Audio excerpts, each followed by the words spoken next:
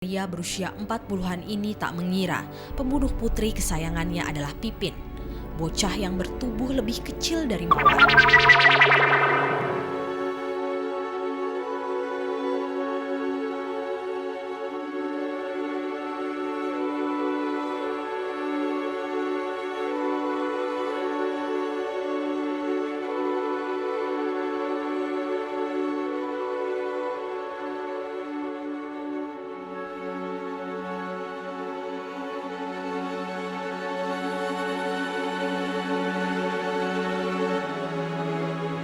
Dengan emosi yang meluap, Pipin mengayunkan pisau ke bagian belakang kepala Mawar. Mawar sempat berontak dan melukai tangan Pipin. Ini membuat Pipin makin kalap. Pipin pun menorehkan belatinya di leher bocah malang itu lebih dari 1 kali. Nah itu aku bunuh lehernya.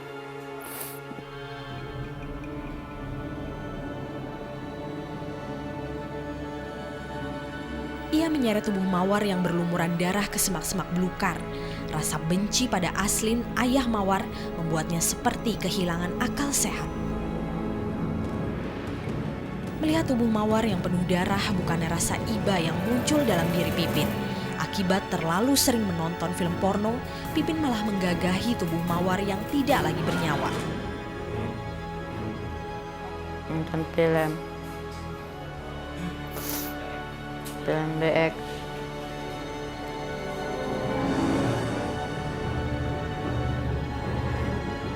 Setelah membunuh dan memperkosa Mawar, Pipin segera melarikan diri. Ia tinggalkan mayat Mawar sendirian di tengah semak belukar.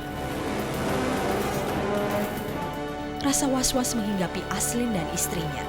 Putri sulung mereka yang pamit mandi tak juga kembali dari sungai. Setelah mencari kesana kemari, akhirnya mereka menemukan Mawar dengan kondisi sangat mengenaskan. Masih berdebar-debar, belum tahu persis sebelum melihat anak ini tadi meninggal. Pas sudah melihat anak ini tadi meninggal, rasanya andai kata terjadinya tahu persis orangnya pada waktu itu, mungkin waktu itu juga saya siap untuk mati, untuk membalas. Aslin berusaha tabah menghadapi kematian anaknya yang tidak wajar. Ia mengira pelakunya adalah pemuda dewasa. Orang yang satu umur ataupun istilahnya sebaya itu paling tidak orang dua. Melihat kekejamannya itu. Nah kalau dipandang segi kekuatannya ini lebih besar daripada saya, perkiraan saya. Enggak nian saya mengira bahwa pelakunya itu Alfian. Pria berusia 40-an ini tak mengira pembunuh putri kesayangannya adalah Pipin, bocah yang bertubuh lebih kecil dari Mawar.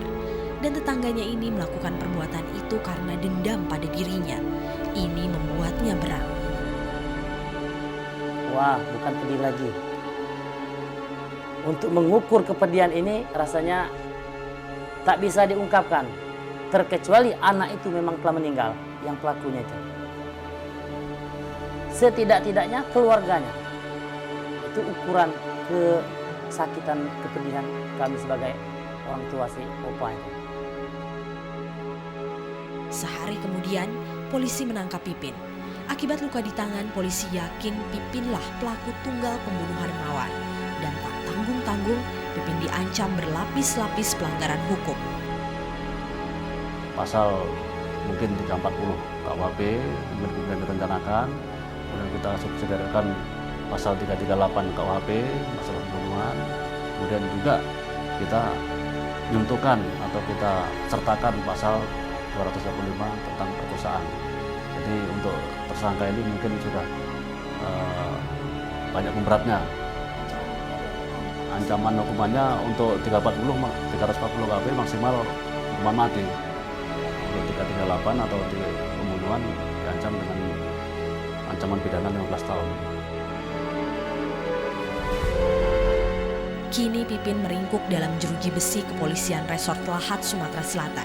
Ancaman untuk tinggal lama di sana tengah menantinya. Penyesalan kini ia rasakan. Namun nasi telah menjadi bubur. Akibat dendam kesumat, kini ia harus mempertanggungjawabkan kejahatannya. Nyesal, Bu.